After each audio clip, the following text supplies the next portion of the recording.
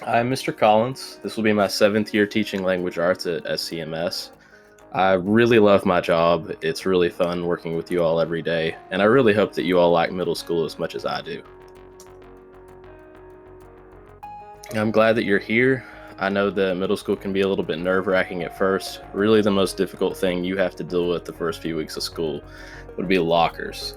If you're having any trouble with your lockers at all, please let me or another teacher know. If you can't get into it and you need us to hold your books for the first couple days, that's all right. We'll try to help out however we can.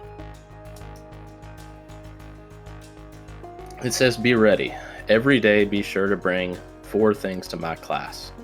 I try to keep it really simple in my room. You can bring a binder, you can bring a trapper keeper, you can bring a folder, as long as you have something that you're able to put assignments in, whether they're homework or whether there's something that's getting passed back to you, and something that I'll be able to have paper, because you will occasionally need paper in my class, despite the fact that we'll be working on computers almost every day. Also, don't forget to bring a pencil. I do have extra pencils if you need one, but those will run out pretty quick if everybody needs to borrow one every day. Make sure to bring an AR book. Now, of course, where it's the first few days of school, we don't have our AR books yet. We've not had a chance to go to the library. But once we do, I'll expect that you bring a book to class every day. You are going to want to bring your agenda. Those should be passed out to you sometime today, and they're a place where you can kind of keep up with assignments you might have to do at home or your I can statements for the day, whatever the teacher really expects of you there. All right, my 3 class expectations. We keep it as simple as possible in my room. I expect for you to be ready every day. That means bring your stuff. Don't forget it. Here and there, if you forget something, it's okay. I'm not going to worry too much, but I shouldn't have to get on to you every day about forgetting something as simple as a pencil. Be respectful to, the teacher, obviously, but especially your students around you. Even though people might be kind of different from you, treat them like the way that you would want to be treated. And also be responsible. And that goes for things like homework or things that you have to monitor as the year goes on. There's a lot more expected of you in 6th grade than I think there was in elementary school as far as this one goes. So try your best, and we're here to help. It says, what if I don't follow expectations in class? Well, hopefully this one won't affect too many people this year. It very rarely affects very many people in my class because everybody seems to get along okay. It says students failing to meet any of the expectations will receive a strike. I give 3 strikes, and after that, I'll usually call a parent or send an email home and just, ask if there's anything that needs to be done to start out. Really, this shouldn't be something to worry about too much, but if you do get a strike during a week, it's not the end of the world. Those will reset at the end of the week. It's just if you do happen to get 3 strikes in my class over the course of a week, I will be pretty concerned. What if I miss a day of your class? Well, if you miss a day in my class, it'll hopefully be easier to make up your work than in any other class you've ever had. If you miss a day in my class, you can usually see what we're doing online on Google Classroom for that day and complete it later at home. You may not feel like working on your homework when you're homesick, and I don't expect you to, but maybe in a couple days when you feel better, you can get online on Google Classroom, do whatever that assignment is real quick, and be done with it. If it is something that requires a worksheet or, paperwork in my class, you can ask for them. I'll have them up front in the classroom, usually on the cart, and I'll have them ready for anybody who misses school. But you do need to ask. This falls under that be responsible thing. If you ask me, I can make sure to give them to you, but it's really difficult to keep up with 120 students when I might have 8 out for a day and things like that. So try to bring it to my attention that you need to make up the work. Mr. Collins, what do I do when I enter the classroom? When you enter the classroom, I'll usually have the lights off and instructions will be on the board in some variety. When I enter the room, after a couple minutes when it's time to begin, I'll flip on the lights and you should already be signing into Google Classroom or following whatever the instructions on the board say. Usually it'll just ask you to log in for the day. There'll be some kind of question posted that I'll want you to answer, and that'll be that. Sometimes it'll be a little bit different. If you enter my classroom and the desks are all over the place, that probably means that we're doing some kind of group work, which we do pretty frequently in my room. At least every couple weeks, we'll break things up completely, and you'll be working with your classmates to try to do something usually pretty fun in my room. So don't freak out. Usually you'll just pick a seat and work with whatever group you want to work with. Now, how do I leave the classroom? Um, you'll meet some of our custodians over the course of the school year. They work extremely hard to keep our school looking really good, and our school does look good, especially compared to some other schools that I've been into. Um, when we leave the classroom, if there's any trash on the floor in your row or next to your row or wherever, make it a point to pick that up and put it in there. Like, if you can take that little bit of extra effort, it'll really make the whole school a better place to be. What if I need something or I have a question in class? This is pretty self explanatory and probably what you've done in just about every other class you've ever been in. Raise your hand if you need anything. Don't be afraid to ask me a question. I'm pretty laid back and I'll be glad to answer whatever it is.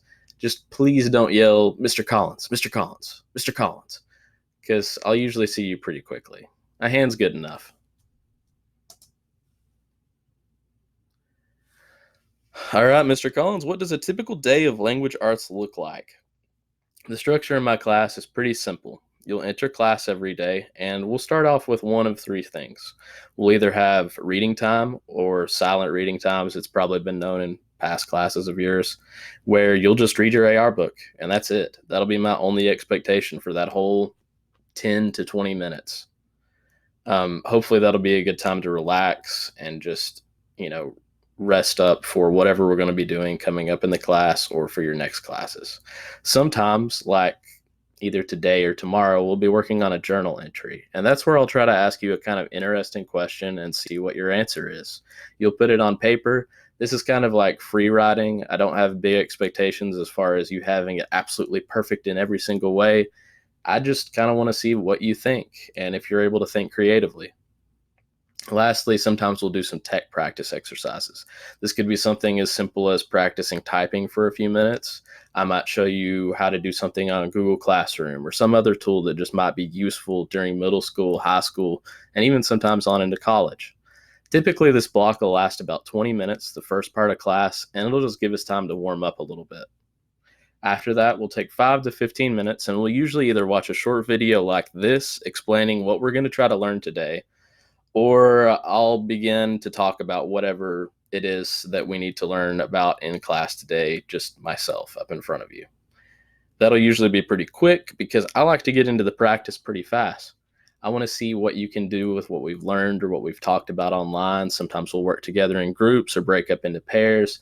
That'll usually take up the last 15 to 20 minutes of class. I really like to read. And I know that not everybody really loves to read. And part of the reason why some people don't love to read is because they've not found a book that they really enjoy yet. I've found that that's true in a lot of middle schoolers, a lot of sixth graders, unfortunately, a lot of seventh and eighth graders too. But for the students who do find a good book series to get into or something that they really enjoy, sometimes it's hard to put a book down. It's really important that you have access to a book every day of class in my class. Now, when we go to the library every week, you'll be able to check out two books. And guess what?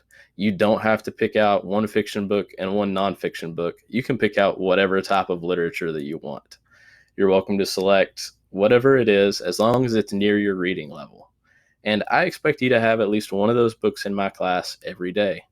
Sometimes it's even smart to kind of keep an extra book in your locker, maybe your second library book or a book you brought from home. That way, if you bring your AR book home and read it at night or read it on the bus or whatever it is, you can pull whatever book it is from your locker and read it while you're in class and not get in trouble with Mr. Collins or not have to sit there bored for a little while. In fact, I probably won't let you sit there bored. I'll give you something else to read or work on. So at least make sure you've got a book so you can do something somewhat entertaining during that time. I failed a test. And unfortunately, this happens to lots of people. Maybe something was going on in your life that kept you from studying, or you just completely forgot about it, which is going to be hard because I'll try not to let you do that. But if something happens where you fail a test, I'd like for you to talk about it with me. We can talk about why the grade happened and what we can do to make sure that you don't fail the next one.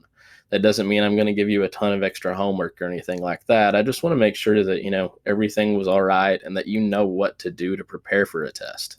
We will talk about study skills in this class, but I unfortunately don't offer retakes on tests very often unless there's some kind of extra circumstances. I found that it doesn't really help students a whole lot to retake tests. A lot of studies and things don't really put forth that students actually get a whole lot from that. I want you to be ready for the test when the test happens. So I'm going to do everything I can to prepare you for that. And in the off chance that you fail, we'll make sure that that doesn't happen next time. Mr. Collins, I'm getting completely lost. Our school is pretty big, but within just a few weeks, you'll be so used to the school that getting from class to class will stop being a hassle at all. Our school is somewhat of a maze at first. I remember when I first started teaching several years ago, I had no idea where anything is. There's still a couple classrooms where teachers teach where I'm like, I need to think for a second where that teacher is. That's because it's a pretty big school.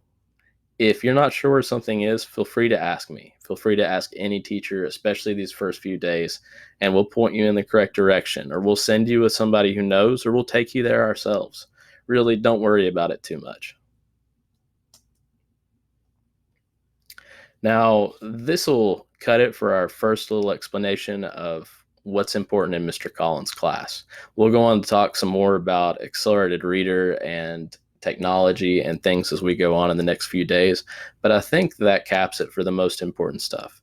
Just remember the 3 R's: be respectful, be responsible, and be ready.